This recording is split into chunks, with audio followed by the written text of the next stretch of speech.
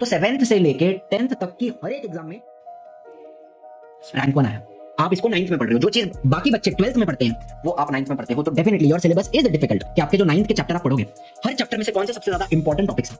Hello everyone, 9th standard के बच्चों, are you excited? सबसे पहली बात तो आपके लिए मैं 9th के सारे लेक्चर्स लेके आ रहा हूं, ठीक है। 10th में तो आप मुझसे पढ़ोगे, 10th में तो आपको पूरा पढ़ाने वाला हूं, लेकिन अभी आपको 9th का जो सेकंड टर्म है वो भी मैं पूरा पढ़ाने वाला हूं। तो सबसे पहली खुशखबरी तो यही है। उसके अलावा वेलकम टू माय चैनल। हम इस वीडियो में क्या क्या करेंगे, बहुत कुछ करने वाले हैं। चलो सबसे पहले तो ये आपकी 9th स्टैंडर्ड की टेक्स्ट बुक देख लेते हैं। इसका आखिरी पन्ना जाके आप देखो 215 पेज पे, तो आपको दिखता है फर्स्ट टर्म सेकंड टर्म में कौन से चैप्टर आते हैं, ठीक है। 18 चैप्टर में से 10 चैप्टर आपके टर्म 1 में हो गए, 8 चैप्टर आपके सेकंड टर्म में हैं, और उसमें बहुत सारे खतरनाक चैप्टर भी है।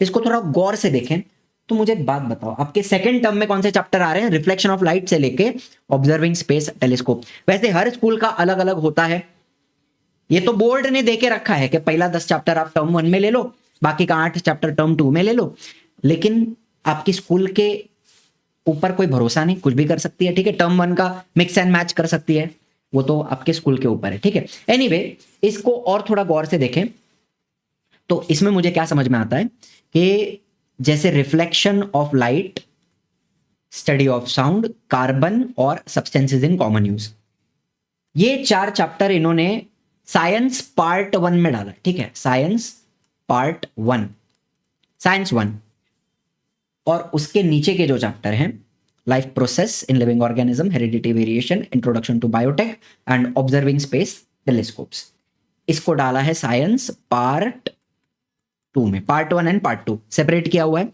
अब इन चैप्टर्स में से आपके 10th स्टैंडर्ड के लिए कौन से चैप्टर बहुत जरूरी हैं, जिनको बहुत ध्यान से पढ़ना है, जो आपका 9th से लेकर 10th का एक ब्रिज बन जाता है, कनेक्शन बन जाता है, वो कौन से चैप्टर है आपको बता देता हूं, ध्यान से सुनिए मेरी बात। एक हो गया आपका रिफ्लेक्शन ऑफ लाइट, बिकॉज इसमें जो चीजें आप पढ़ोगे वो आगे जाके 10th में लेंसेज चैप्टर आएगा, रिफ्रैक्शन ऑफ लाइट चैप्टर आएगा, तो बहुत सारी चीजें हैं जो वहां पे आपकी कनेक्ट होने वाली हैं। आपके 10th के 2 चैप्टर हैं जो इस चैप्टर से थोड़े थोड़े काफी हद तक जुड़े हुए हैं, काफी चीजें मैच करती हैं, ठीक है।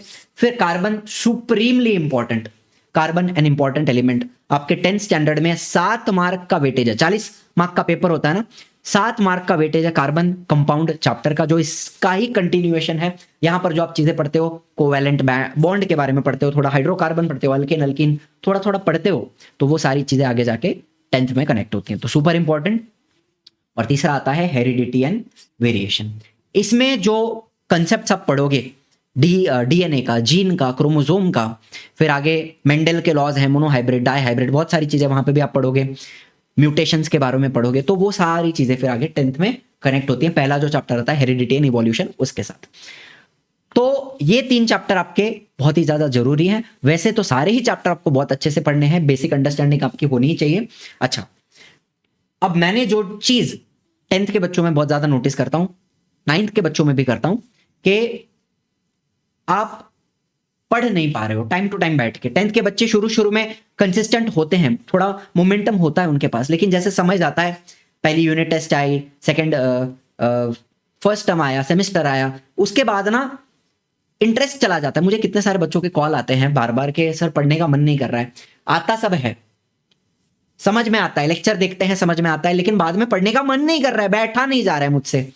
तो बैठा क्यों नहीं जाता पता है? आदत नहीं होती है बैठने की। आपको मेरी कहानी बताऊं, जब मैं स्कूल में था, अब ये मैं बताता नहीं हूं बहुत ज्यादा, लेकिन आपको यहां पे बता दूं कि मैं 6th स्टैंडर्ड तक गुजराती मीडियम में था। 7th स्टैंडर्ड में मैं इंग्लिश मीडियम में आया पहली बार, ठीक है। इसके पहले गुजराती मीडियम में था, मार्क्स भी कम आते थे, पढ़ाई में इंटरेस्ट नहीं था, पता नहीं क्या था, मुझे याद भी नहीं, वो तो इतनी पुरानी बात है कि मेरे को याद भी नहीं अब क्या था मेरा, लेकिन पढ़ता नहीं था मैं, यहाँ वहां टाइम पास करता था। 7th स्टैंडर्ड में इंग्लिश मीडियम में आया, पता नहीं मुझे क्या हुआ, 7वीं 8वीं 9वीं 10वीं 4 साल भगवान जाने मैंने क्या किया, इतनी कंसिस्टेंसी, इतना मोमेंटम मेरे में कहां से आया मुझे भी नहीं पता, आज तक नहीं समझ में आया। लेकिन जितनी भी एग्जाम्स होती हैं हमारे टाइम पे ना, टोटल 6 एग्जाम होती थी एक साल में, 2 यूनिट, फिर फर्स्ट टर्म, फर्स्ट सेमेस्टर, फिर वापस 2 यूनिट रहेंगी, 3rd unit test, 4th unit test, and बाद में सेकंड सेमेस्टर। 6 एग्जाम होती थी। तो 7th से लेके 10th तक की हर एक एग्जाम में रैंक 1 आया। तो झूठ भी नहीं बोल रहा हूँ, मजाक भी नहीं कर रहा हूँ, बिना मजाक के आप चाहो तो घर पे आके आज भी वो मार्कशीट सारी रखी हैं 7वीं से लेकर 10वीं तक की, हर मार्कशीट में रैंक 1।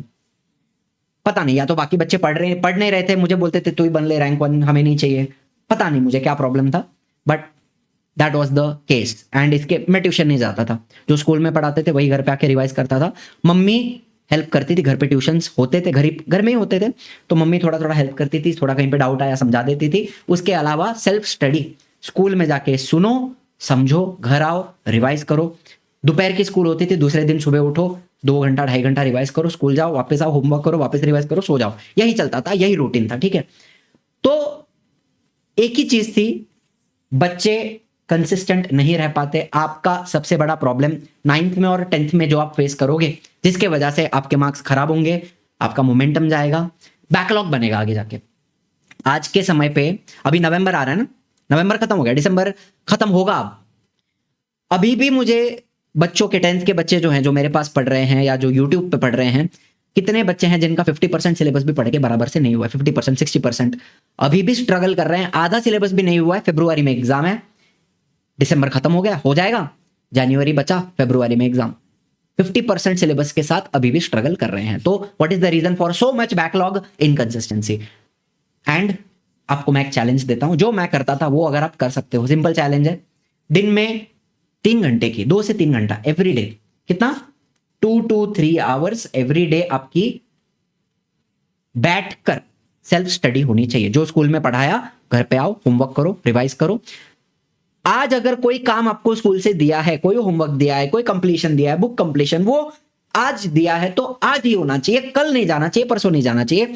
प्रोक्रेस्टिनेट करोगे, चीजों को धक्का मारोगे, तो वो चीजें एक बर्डन बनता रहेगा ना, एक बैकलॉग बनता रहेगा उसका, और फिर वो सब एक साथ आपके ऊपर आ जाएगा।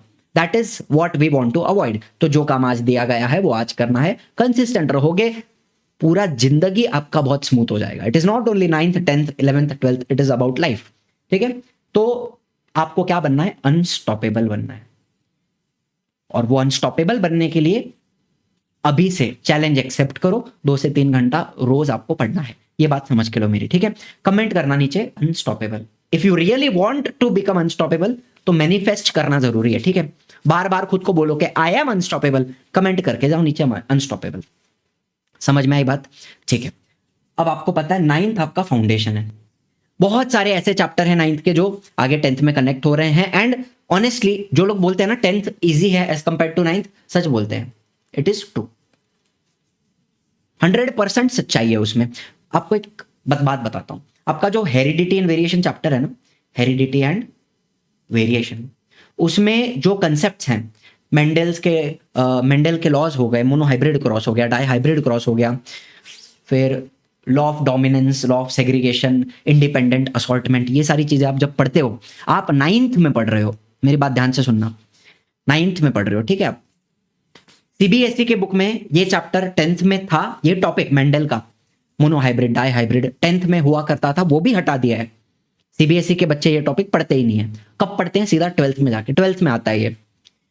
आप इसको 9th में पढ़ रहे हो, जो चीज बाकी बच्चे 12th में पढ़ते हैं वो आप 9th में पढ़ते हो, तो definitely your syllabus is difficult. बहुत सारी एडिशनल इंफॉर्मेशन, छोटी छोटी बातें बताई गई है जो आपके 9th के सिलेबस में है। 10th का तो डेफिनेटली इजी है, यस। 9th डिफिकल्ट है, ये आप मान लो। तो आपको अभी से 9th में अच्छा परसेंटेज लाना है तो पढ़ना तो पड़ेगा ही, और this is your foundation, not only for 10th standard, 11th बोलो, 12th बोलो। अगर आप 9th अच्छे से कवर करो, 10th सच बताऊं तो 10th का सिलेबस है ना 6 महीने में कंप्लीट हो जाता है, 6-7 महीना। उसके बाद बच्चा सिर्फ टाइम पास करता है, रिवीजन करते रहता है, सेम चीज वापस पढ़ो, वापस। मुझे कितने सारे बच्चे मिलते हैं जो अपना 9th कंप्लीट करके 10th जल्दी स्टार्ट करके 6-7 महीने में, जुलाई अगस्त तक वो लोग का 10th भी निपट जाता है, ठीक है। उसके आगे वो लोग 11th का पढ़ना स्टार्ट कर देते हैं। दे आर वरीड अबाउट जेडब्ल्यू मेंस, एडवांस, सीईटी, नीट। तो वो बच्चे हैं ना, उनको पता है आगे समय कम मिलेगा, 11वीं 12वीं में समय नहीं है, टाइम नहीं है, अभी से यूटिलाइज करना है। 10th खत्म कर लो, छोटा सा सिलेबस है, जितना जल्दी हो सके निपटाओ, फिर आगे का पढ़ना स्टार्ट कर दो 11वीं 12वीं का। तो सीरियस होना है, ठीक है। If you are serious about your future, जेडब्ल्यू करना है, मेंस करना है, एडवांस करना है, जो कुछ भी करना है, तो उसकी जो पूरी तैयारियां हैं, उसका जो बेस है वो आपका 9th से बनना स्टार्ट होता है। मैं 1 साल कोटा में भी था, वहां पे सिस्टम मैंने देखी, वहां बच्चे रेसिडेंशियल स्कूल होते हैं, बोर्डिंग स्कूल होते हैं, पता है आपको, सुना होगा। बच्चे वहां आते हैं 7th स्टैंडर्ड से, और उनको 7th स्टैंडर्ड से ओलंपियाड का प्रिपरेशन कराया जाता है। सीबीएसई का तो वो लोग पढ़ते हैं 3-4 महीने में खत्म हो जाता है सीबीएसई का सिलेबस, इंटेंस पढ़ाई होती है। उसके आगे वो लोग ओलंपियाड का पढ़ते हैं, 11वीं का पढ़ते हैं, आगे आगे आगे का पढ़ते ही जाते हैं। फिर आता है उनका एयर 1, वहां से आता है एयर 1, ठीक है। उनकी जो प्रिपरेशन है वो 7वीं 8वीं से स्टार्ट होती है। तो ये बात आपको समझनी जरूरी है यहाँ पे। तो नहीं हो कंसिस्टेंट, नहीं बैठ रहे हो 2-3 घंटा, प्लीज आगे चीजें बहुत आसान हो जाती है अगर हम अभी से हमारा जो बेस है उसको बहुत मजबूत करें। तो जो भी बच्चे मुझसे पर्सनली पढ़ना चाहते हैं, हमारा कॉम्बो बैच स्टार्ट हो गया है। सिंपल बात आपको बताता हूं, अगले साल का जो हमारा आरंभ बैच होगा, आरंभ 6, 5 बैच कंप्लीट हो गए, अभी अगले साल आएगा आरंभ 6.0, ठीक है, आरंभ 6.0। वो बैच आप अभी ज्वाइन करते हो तो अभी जो पूरा 9th का सेकेंड टर्म हम सिखाएंगे, मैं सिखाऊंगा, मेरे साथ शुभम सर है, पूरा टीम है, सारे सब्जेक्ट आपको पढ़ाए जाएंगे फ्री ऑफ कॉस्ट, ठीक है। अभी आप 10th का एडमिशन लेते हो, अगले साल का आरंभ बैच का, आपको पूरा सेकेंड टर्म 9th स्टैंडर्ड का फ्री में पढ़ाया जाएगा। इंग्लिश मीडियम का भी पढ़ाया जाएगा, सेमी इंग्लिश का भी पढ़ाया जाएगा, सारे सब्जेक्ट पढ़ाए जाएंगे, और टेस्ट सीरीज भी होती है, ठीक है। ये सारी चीजें आपको 9th की फ्री में मिल जाएंगी अगर आप अगले साल का आरंभ बैच अभी ज्वाइन कर लेते हो, ठीक है। सिंपल बात आपको बता रहा हूं। अब इजी लर्निंग एप्लीकेशन है, इसके ऊपर अपना आरंभ बैच अवेलेबल है, कॉम्बो में एडमिशन स्टार्ट हो गए हैं, इसको आप प्ले स्टोर से डाउनलोड कर सकते हो, इजी लर्निंग एप्लीकेशन, ठीक है। एंड और कुछ भी आपको इंक्वायरी करनी है, आपको अभी ज्वाइन करना है, 9th का ज्वाइन करना है, 9th फ्री रहेगा, फिर आप 10th पूरा साल हमसे पढ़ोगे, तो आपको कुछ भी पूछना है बैच के रिगार्डिंग, कॉम्बो बैच के रिगार्डिंग, तो आप इन दोनों नंबर के ऊपर डायरेक्टली कॉल करके हमारे एजुकेशनल काउंसलर से बात कर सकते हो, ठीक है। हमारे एजुकेशनल काउंसलर से कुछ भी आपका इंक्वायरी है बैच के बारे में, फीस कितना है, कब पढ़ाया जाएगा, कैसे पढ़ाया जाएगा, टेस्ट कैसे ली जाएगी, कौन टीचर है, सब कुछ आपको यहाँ पे एक्सप्लेन किया जाएगा, तो चिंता का बिल्कुल बात नहीं है, ठीक है।